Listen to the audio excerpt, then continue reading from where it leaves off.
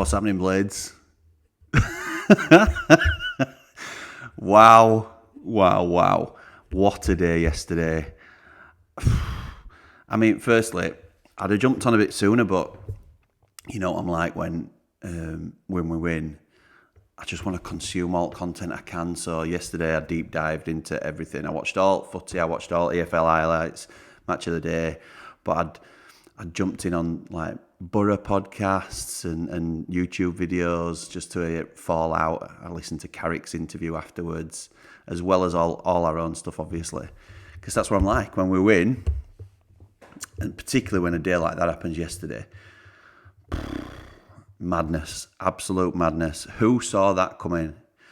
And do you know what's sweeter about it? I was explaining to my brother, because not that he needed me to explain it per se, but we call him Layman Dave because he's only come into football, like got into it recently over the last 3, 4, 5 years properly.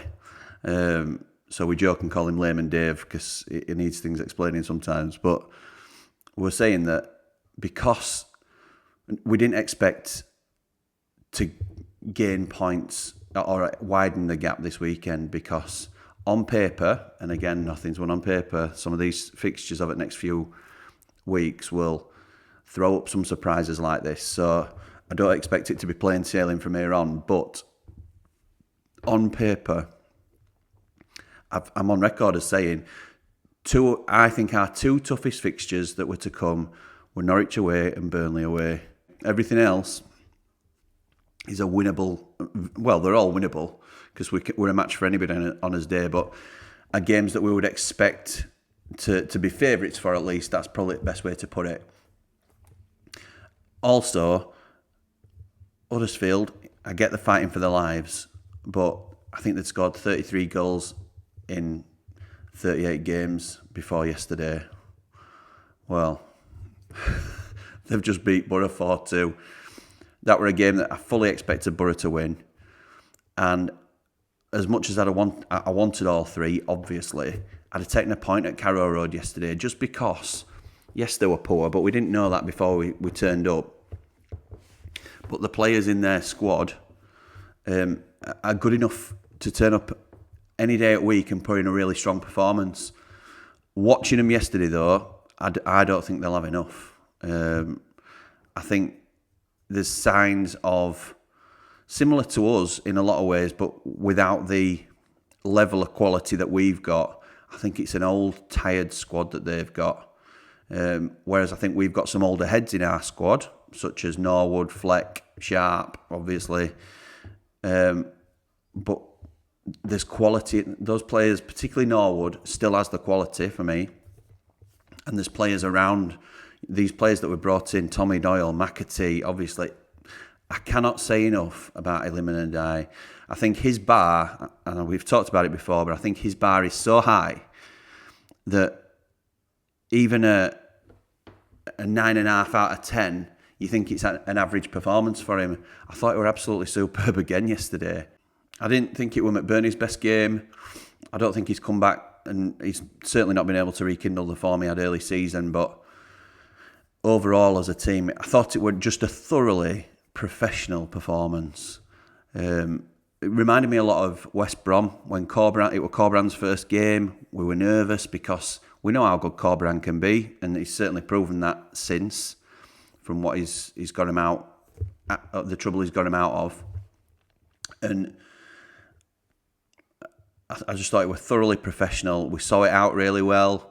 I think there were a few sort of, Billy's coming on.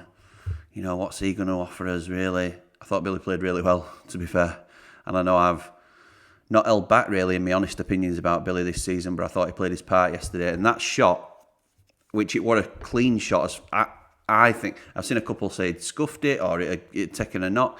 I think that were a clean shot that hit the crossbar or top at post, wherever it might have been. And Georgie Baldock just don't anticipate it.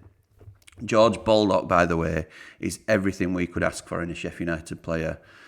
I've said it before, he's my favourite player. I think he embodies how we would probably all be if we pulled a Sheffield United shirt on. In my case, certainly nowhere near the talent, but in terms of the passion for the club. I know he's not from round these parts. He wouldn't have been born a Blade, but he's one of them. A bit like older players like Sabs and Gagey, who are adopted Blades. He will follow us for the rest of his life, I think. So I cannot say enough good words about George Baldock. One of the most underrated players we have ever had at United. So this is just me coming on and sort of being elated, really, because everything I've talked about in terms of the takeover, I stand by 100%. I know there's some uncertainty online, and there's some uncertainty over the deal. But everything I've told you in good faith. It's exactly what I've heard, and it's come from a source very, very, very close to the situation. But I understand people's trepidation and sort of not really sure what to believe and what's happening.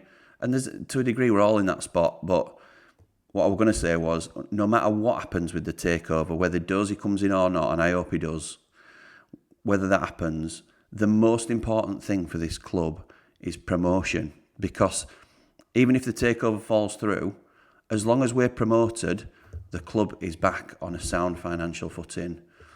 We lift the embargo, we clear the debts, we renew contracts that we want to renew. We've got a little bit of, we'll have a lot of money in the bank, but we'll have to be sensible in terms of how we operate. So the most important thing isn't a takeover. The most important thing is promotion. And yesterday we took a huge step forward. One thing I thought were really funny, and I watched a Borough podcast. It was a YouTube video actually, and they were saying, I think MTR or MCR, something like that. Apologies, I'll try and link it below if I remember, but I never do. I'll do my best to try and remember to do that. But it were an analysis video, if you like, 17 minutes of this lad just breaking down Borough and Huddersfield, and it basically the reason I clicked on was because it said, are we still in with a chance at automatics, or have automatics gone, I think, with the title? And he says it's gone. He thinks it's completely gone. We won't be caught now. So that's their side of the coin.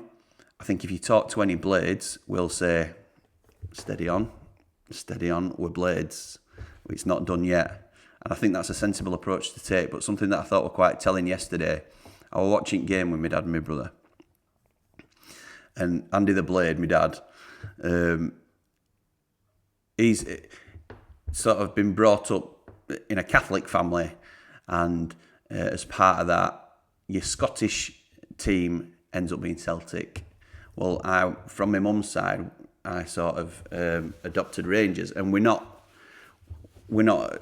like staunch supporters or anything like that, but if somebody asked you, who do you follow in Scotland, very loosely, I would say Rangers, he would say Celtic. So, but we're Blades, that's who we're bothered about, that's the only team we care about in grand scheme. So the reason I'm saying this is we're watching all results coming on Sky after we'd watched the game, and they show you tables, obviously. They show you championship table, and we're still sweating. We're like, Luton are coming up now. What's going to happen? And I know that Borough have got to play Burnley, but so have we. Luton ain't got to play Burnley, but Luton have to play Borough. And, that's first game of season that I'll be hoping that Borough don't lose. I'll be wanting a draw for the first time. So we're looking at it and trying to work out all connotations. It turns out we now need 16 points to be sure from our last 8 games. That's if Borough and Luton win 100% of the game, which now they can't because obviously they play each other. But if they win 100% of their games, we need an average of 2 points a game from our last 8. That's absolute to nail it on, no questions asked. So we're working out connotations. Well, we can afford to even get beat at Burnley and all this sort of stuff, as long as we win as home games and all this sort of thing. So we're all... Anyway, tables spin on and they go to different leagues, and it shows you that Wednesday got a point, but they've still not won in 5, and it's automatics are still no longer in their hands because Plymouth are on the same points, but we're a game in hand on them in second. Ipswich are 2 points behind them, but have a game in hand in third. So if they win their games in hand, Wednesday drop to third. That's just a little anecdote. The reason I'm telling you this is Scottish Premier League comes up, and we've been calling and sort of working out about United. And Celtic, let me show you the table here. Celtic, my dad's, look at that. Brilliant. There is no way Rangers are catching Celtic. Not a chance. And I'm like, yeah, you're right. It's done into it. It's pretty much sewn up. And then he said, actually, look at that. They're 6 points in front of them, and they've got a game in hand. And that's why I'm so confident that Rangers are not going to catch him. But what's United's situation? 6 points in front of them. Borough and Luton, we're game in hand, and we're still squeaky bum time. So I just thought that were a really sort of interesting comparison, because we're not as bothered about, certainly, it's just a passing interest, I suppose, in Scottish Premier League. It's not a competitive league. It's just a bit of a sort of inside joke that we chuck about, Celtic are going to beat Rangers, whatever it might be. We're Blades, the ones that we're bothered about, we can't have a relaxed opinion on and step back out of that passionate view to try and have a realistic, on paper.